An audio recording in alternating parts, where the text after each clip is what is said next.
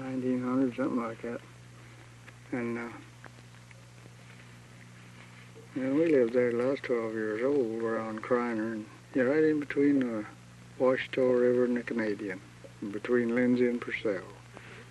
We come up here in fall 1916, and it was been here ever since. Right here on Starkey? Mm-hmm. Yeah, I'm living on my dad's homestead. And not very many of them living on their dad's homestead anymore. My brother had it, and I bought it from him. His wife passed away, and he didn't want to stay out here anymore. And so we sold it to me. Now the gold digger's going to take it away from me. I've been all over this country. I rode it from Hysham plumb to put near the Wyoming border, and from Billings back to Rosebud over here and further. And a lot of this country in here, and it's all good. Well, they some better than others maybe, but it's all pretty good. I've been here just as long as anybody in the country, I think, or just about. And I know just as much about this country as they do. And I know that it's a good country. There's quite a lot of people retired and went out of here that was well off, and they come in here broke. If we don't save this land, what's gonna become of the people? We can't tear up. Now wait a minute. Let's put it this way. You can't have your cake and eat it too. And that's exactly what they're doing here. They're not going to put it back. I don't think they can put it back. Well, just like Johnny said, somebody asked him right on the start of this. He said, "You think they can put this land back?" Johnny said, "Well," said, "you drop a carton of eggs off of this building here and throw it onto the ground there." Said, "You think you can put them eggs back?" Like it was. How's that?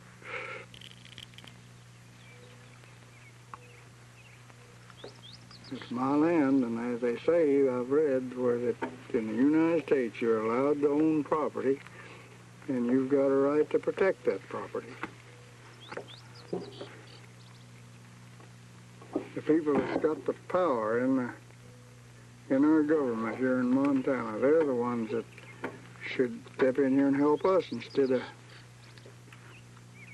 But some of them guys is really turned on us. They think we're terrible for not letting them have it.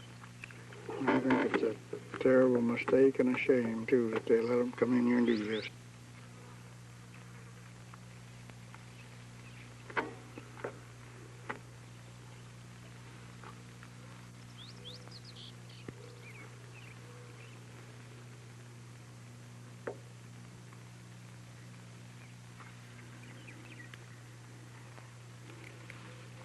Well, what did I say wrong, Mom?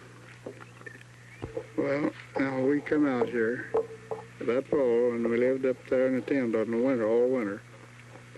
Then we started farming in here, and there's a lot of other homesteaders in here, and they all raised corn, beans, everything done real good, and good gardens, watermelons, everything, all kinds of garden stuff. And you could still do it if we would just do it.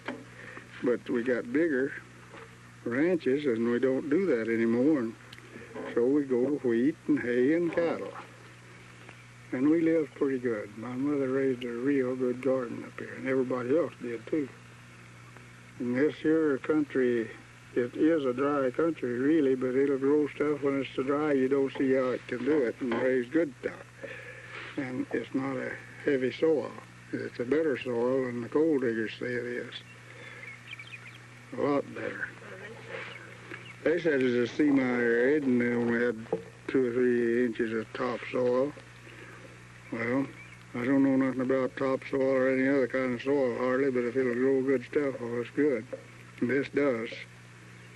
You can tell that right there from that wheat. That just came up by itself, didn't it? Yeah, practically. But that wheat up there on the other place up there on top of that hill, that's about as sandy, light a soil as you'll get. And there's good wheat in all over that. Awful good wheat in there. And we used to raise corn in there. I've seen it. And we raised hogs. We raised some of the finest hogs you ever saw here. What would happen to it if they stripped this land? Well, you wouldn't have anything left in my estimation. It'd just be a spoil bank like over at Coal Strip. And it'll never, I don't think it'll ever be any good again. Just look at the spoil bank they got up there from their start there. It's going to plumb ruin it.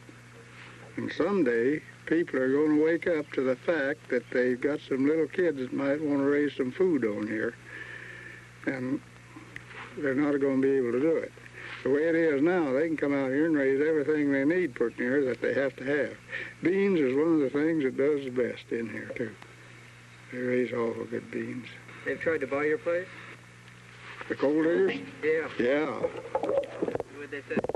They said, give me $137 an acre for it. And if I didn't take it, they'd condemn it and take it. What'd you tell them? No, just better not mention that, but I didn't go for it. That I can remember, though. I told them to go to hell. Walked out on them. It's just... No. It's too good to tear up for coal, and there's no getting around it.